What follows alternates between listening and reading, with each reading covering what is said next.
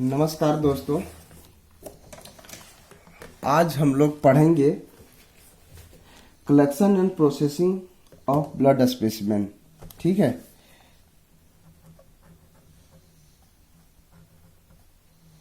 Collection and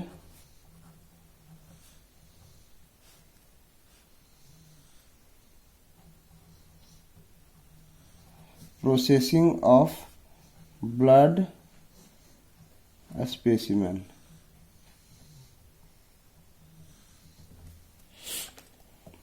तो दोस्तों, सबसे पहले हम लोग बात करेंगे कि सैंपल कलेक्ट कौन करते हैं। तो सैंपल कलेक्ट करने के लिए फ्लेबोटोमिस्ट होता है। ठीक है। फ्लेबोटोमिस्ट का काम होता है कलेक्शन करना, और कलेक्शन करके उसको डिफरेंट ट्यूब में बांट के उसको वापस लाना रहता है। ठीक है। तो हम लोग दोस्तों अभी एंटीकोगुलेंट नहीं पढ़े। एंटीकोगुलेंट नेक्स्ट पहले देखेंगे, नेक्स्ट वीडियो में मैं बताऊंगा कि एंटीकोगुलेंट है क्या। और उसके लिए अब हम लोग ब्लड कलेक्शन करते हैं तो उसको क्या करते हैं, कितने टाइप से करते हैं। हेमेटोलॉजी लेबोरेटरी के लिए अलग करते हैं, बायोकेमिस्ट्री लेबोरेटरी के लिए अलग करते हैं, माइक्रोबायोलॉजी के लिए अलग करते हैं, माइक्रोस्कोपिक स्टडी के लिए फिर अलग करते हैं। तो उसको डिफरेंट टाइप ऑफ टेस्ट के लिए हम लोग different type of test tube and बहुत सारी चीज है, जैसे कि स्लाइड बनाते हैं और कुछ करते हैं। तो वो सब फिर हम लोग डिस्क्राइब करेंगे। तो दोस्तों, मैं अभी ये बताना चाहता हूँ कि कभी भी आप पढ़ते हैं तो ध्यान रखिएगा। जैसे आप लोगों को लगता होगा कि मैं कौन सा राइटर का बुक पढूं, तो सबसे बेस्ट मेरे हिसाब से कन्हैयालाल मुखर्जी का है एमएलटी के लिए। एंड आप अपने तरीके से चूज कर सकते हैं। इसमें यदि आप कहीं वाइवा भी देते हैं या किसी तरह का एग्जाम के लिए भी फेस करना चाहते हैं तो सबसे बेस्ट बुक है कन्हैयालाल मुखर्जी। गोदकर भी बढ़िया है। तो दोस्तों, इसमें प्रिपरेशन ऑफ प्लाज्मा जो है कैसे हम लोग करेंगे। सबसे पहले ये चीज समझिए, सीरम एंड प्लाज्मा है क्या। ठीक है। तो सीरम किसको बोलेंगे? सीरम बराबर क्या होगा?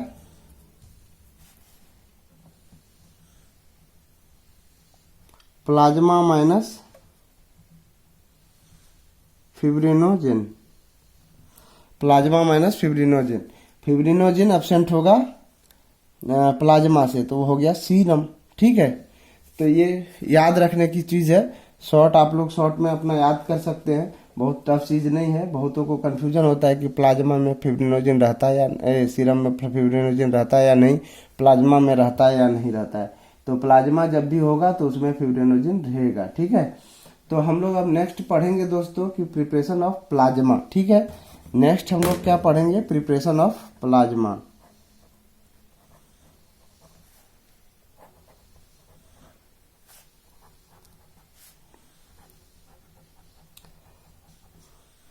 प्लाज्मा का डिफिनेशन भी समझ लिए होंगे और सीरम का भी डिफिनेशन आप लोग को इस फॉर्मूला से समझ में आ गया होगा। ठीक है। और नहीं तो आप समझ लीजिए कि सीरम में क्या होता है, प्लाज्मा से ये प्लाज्मा माइनस फिब्रिनोजिन होगा बराबर सीरम। ठीक है।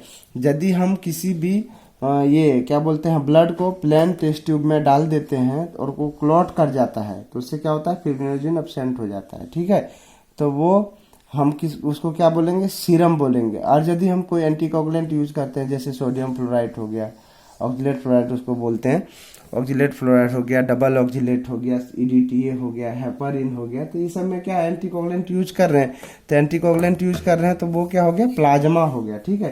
प्लाज्मा से क्या क्या टेस्ट होता है, हेमेटोलॉजिकल टेस्ट होता है, और क्या बोलते हैं उसको, ब्लड ग्रुपिंग होगा, कोगुलेशन लेबोरेटरी में टेस्ट होती है। तो ये सब चीजें हम लोग उसमें करते हैं प्लाज्मा से। ठीक है।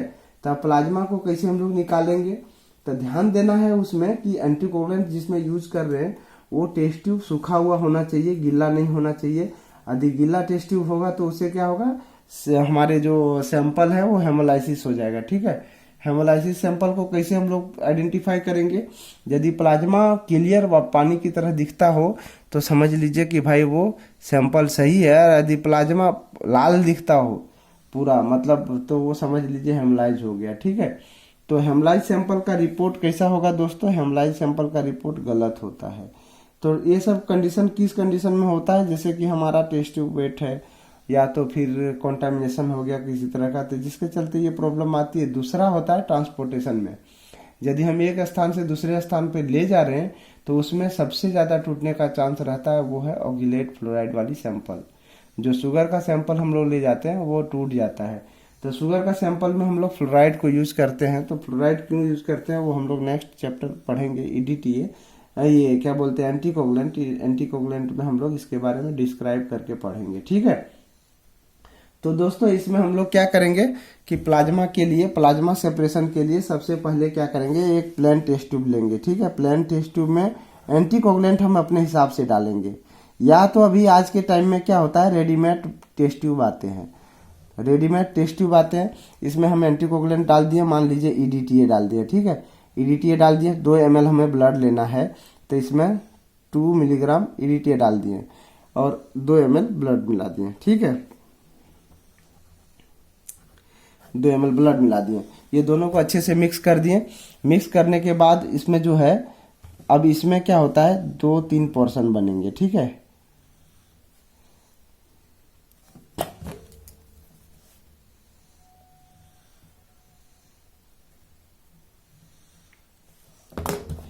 इधर हो जाएगा रेड, ये हो जाएगा आरबीसी बैठ गया नीचे, यहाँ बफी कोट होता है, और ये हो गया आपका प्लाज्मा, ठीक है। तो ऐसा होता है इसमें, क्या बोलते हैं, प्लाज्मा सेपरेशन में। तो इसको सेपरेट करने के लिए क्या करेंगे कि एंटीकोगुलेटेड वाइल को, मतलब जिसमें होल ब्लड को मिक्स किए हैं, उसको मिक्स करके इसके बाद 2500 आरपीएम में 10 मिनट के लिए उसको सेपरेशन के लिए सेंट्रीफ्यूज कर देंगे, ठीक है। तो उसे, उसका क्या होगा, प्लाज्मा ऊपर हो जाएगा और सेल नीचे बैठ जाएगा। इसके बाद हम लोगों को जो नेक्स्ट टेस्ट होगा, उसमें जो फर्दर टेस्ट करनी है, उसके लिए हम लोग लेबोरेटरी में दे देंगे, वो टेस्ट करेंगे। तो वो टेस्ट कौन करेंगे, टेक्नीशियन करेंगे, डॉक्टर करेंगे, ठीक है। नेक्स्ट हम लोग का आता है प्रिपरेशन ऑफ सीरम। तो प्रिपरेशन ऑफ सीरम कैसे करेंगे, ये तो समझ गए होंगे दोस्तों आप लोग। प्रिपरेशन ऑफ सीरम, तो सीरम के लिए हम लोग क्या करते हैं दोस्तों, सीरम के लिए सबसे पहले इसमें 2 मेथड से हम लोग निकाल सकते हैं, with centrifugation method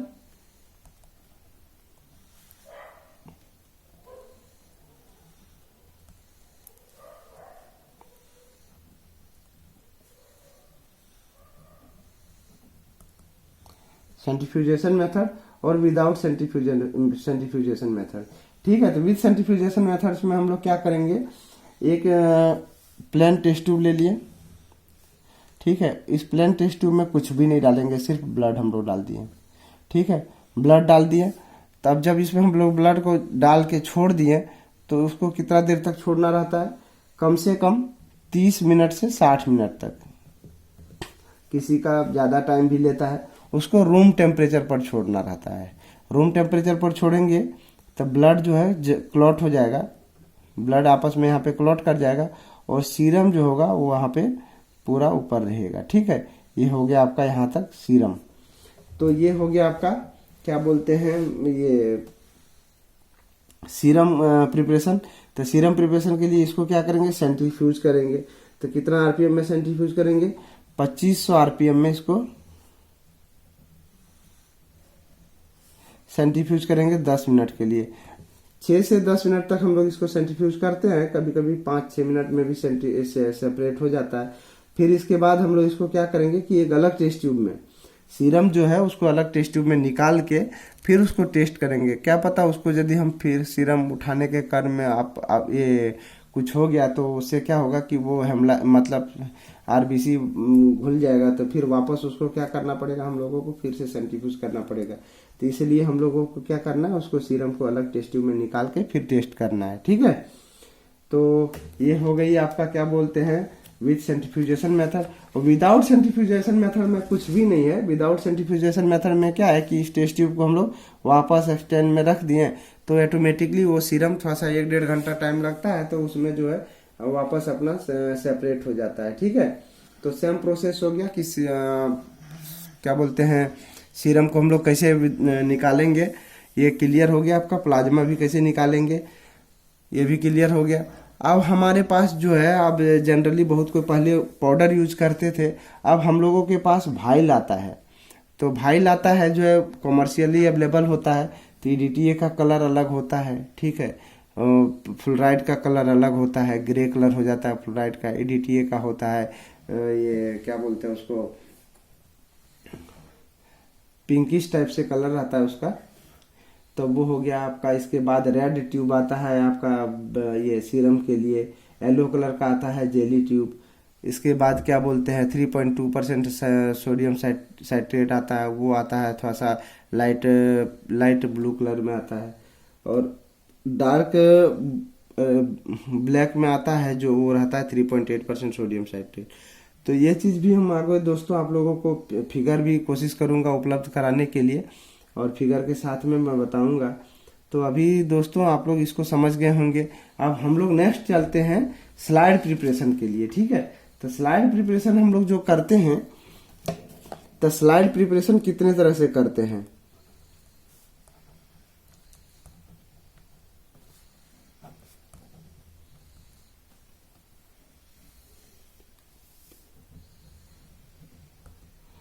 slide preparation, PREPRATION preparation, ठीक है। स्लाइड प्रिपरेशन हम लोग कैसे करते हैं। तो स्लाइड प्रिपरेशन दो तरह से होता है, थिक स्लाइड होता है और थिन स्लाइड होता है।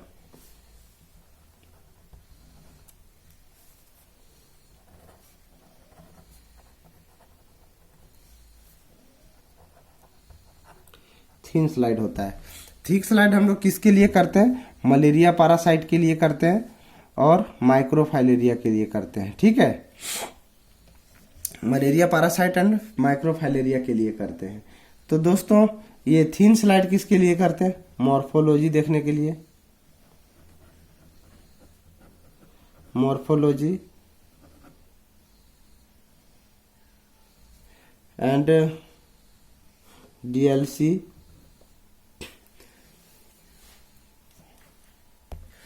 तो दोस्तों इसको थिन स्लाइड और थिक स्लाइड तो पढ़ ली, लेकिन अब इसको हम लोग बनाएंगे कैसे उसके बारे में पढ़ते हैं, ठीक है। तो थिक स्लाइड के लिए हम लोग क्या करेंगे,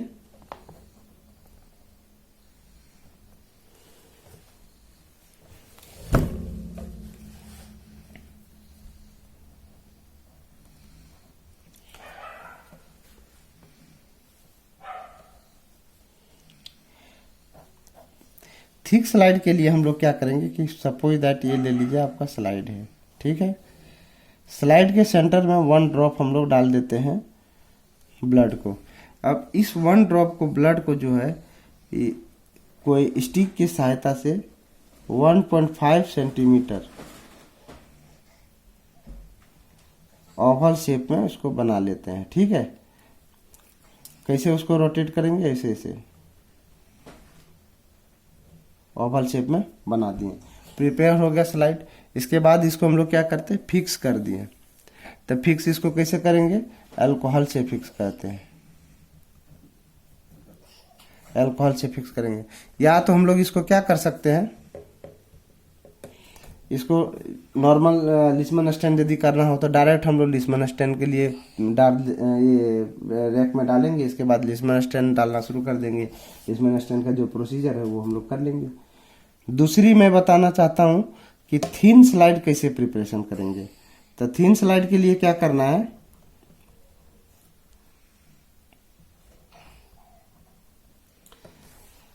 थिन स्लाइड के लिए दोस्तों ये ले लीजिए स्लाइड है, ठीक है। अब यहाँ पे हम लोग 1 सेंटीमीटर आगे जो है थिन स्लाइड में दोस्तों क्या करते हैं कि हम लोग इसमें इस जगह पे ब्लड लिए 1 ड्रॉप। इसके बाद स्प्रेडर को 30 to 45 degree Celsius, 30 to 45 degree के एंगल में, 30 डिग्री या 45 डिग्री के एंगल में स्प्रेडर को, स्लाइड को ऐसे रखेंगे, ठीक है। स्लाइड को ऐसे रखेंगे। इसके बाद स्लाइड को थोड़ा सा बैकवर्ड करेंगे, ठीक है। सबसे पहले क्या करेंगे, बैकवर्ड मूव करेंगे, टच करते हुए, ड्रॉप को टच करते हुए बैकवर्ड मूव करेंगे। फिर रैपिडली फॉरवर्ड मूव करेंगे, ठीक है। फॉरवर्ड मूव करेंगे और कहीं बीच में रुकना नहीं है, जैसे आगे बढ़े। और उसका स्लाइड का शेप कैसा होना चाहिए, जब हम स्लाइड बनाएं तो ऐसे टंग शेप में होना चाहिए, टंग शेप में। और कोई किसी तरह का इरेगुलरिटी नहीं होना चाहिए, क्लियर होना चाहिए। तो ये हो गया आपका आइडल स्लाइड, और इस तरह से स्लाइड आपके प्रिपेयर हो जाएंगे। ठीक है, तो फिर इसको हम एयर ड्राई में छोड़ेंगे, फिर अल्कोहल से भी फिक्स कर सकते हैं, जिम्सा स्टैंड वगैरह करना हो तो, या तो फिर लिस्मन स्टैंड करना है तो इसे फिक्स करने की जरूरत नहीं, वो तो हम लोग लिस्मन स्टैंड डालते हैं तो उसमें अल्कोहल रहता है तो ऑटोमेटिकली उससे फिक्स हो जाता है, 2 मिनट हम लोग उसको छोड़ते हैं तो उसमें फिक्स हो जाता है। तो ये हो गया दोस्तों आपको thick and thin slide preparation के लिए। ठीक है, तो धन्यवाद दोस्तों। इसमें गुड ये क्या बोलते हैं, गुड स्लाइड जो है और बैड स्लाइड कैसे होगा, जैसे टंग शेप में जो बन गया और मतलब ये इरेगुलरिटी कहीं नहीं रहा तो ये हो गया गुड स्लाइड। यही इसी में ऐसे ऐसे रेसा बन गया तो ये समझ लीजिए बैड स्लाइड हो गया। तो दोस्तों स्लाइड बनाने के लिए आप जितना मेहनत करेंगे उतना अच्छा बनेगा। तो धन्यवाद दोस्तों, नेक्स्ट वीडियो में मैं आपको कुछ अच्छा बताऊंगा। फिर आप लोगों को अच्छा लगा होगा तो आप लोग आपस में ज़रूर शेयर कीजिएगा। Thank you.